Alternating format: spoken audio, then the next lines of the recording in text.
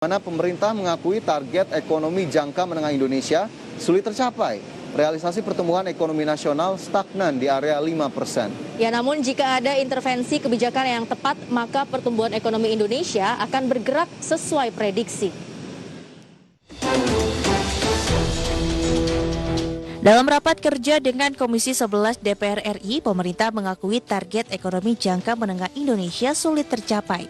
Pasalnya, realisasi pertumbuhan ekonomi nasional stagnan di area 5%. Menteri Perencanaan Pembangunan Nasional dan juga Kepala Bappenas Suharso Manoarfa mengakui ekonomi Indonesia selalu tumbuh di bawah area potensialnya sejak 2014.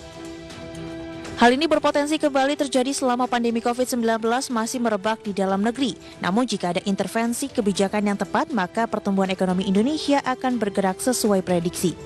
Bappenas menilai pertumbuhan ekonomi potensial Indonesia sepanjang 2022 hingga 2045 mencapai 6,3%. Selama ini sasaran pertumbuhan ekonomi jangka menengah kita sulit tercapai karena pertumbuhan ekonomi kita stagnan di 5%.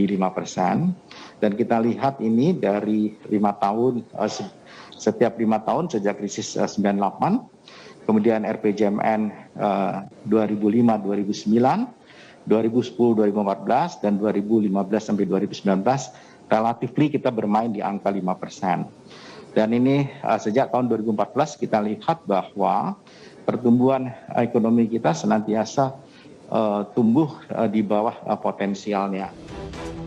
Kedepan pemerintah akan menggunakan seluruh sumber daya, analisis ilmiah, dan pandangan ahli untuk terus mengendalikan pandemi, sehingga pemulihan ekonomi dan kesejahteraan sosial dapat dijaga serta dipercepat. Dari Jakarta, Tim Liputan, IDEX Channel.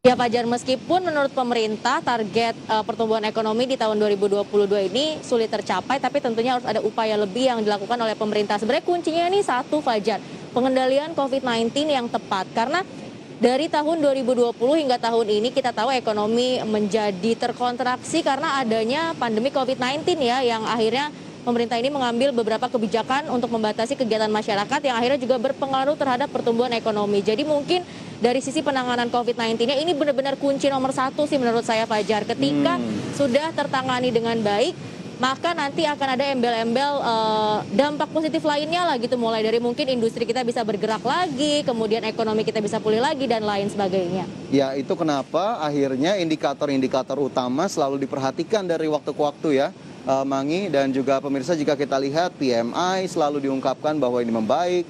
Kemudian pertumbuhan ekonomi akhirnya di kuartal 2 juga positif, 7%, ini disebut sudah masuk zona ekspansif. Kemudian indeks ekspektasi konsumen, pemulihan daya beli, semua harus diperhatikan satu persatu, termasuk juga inflasi yang meskipun dalam kategori rendah, tapi ini tetap harus diantisipasi bahwa ada risiko-risiko dari inflasi rendah. Tapi kita harapkan memang perbaikan masih terus terjadi, sehingga akhirnya Mangi targetnya bisa tercapai. Amin, itu tadi ya, terkait dengan pertumbuhan ekonomi. Ya, tercapai. Okay.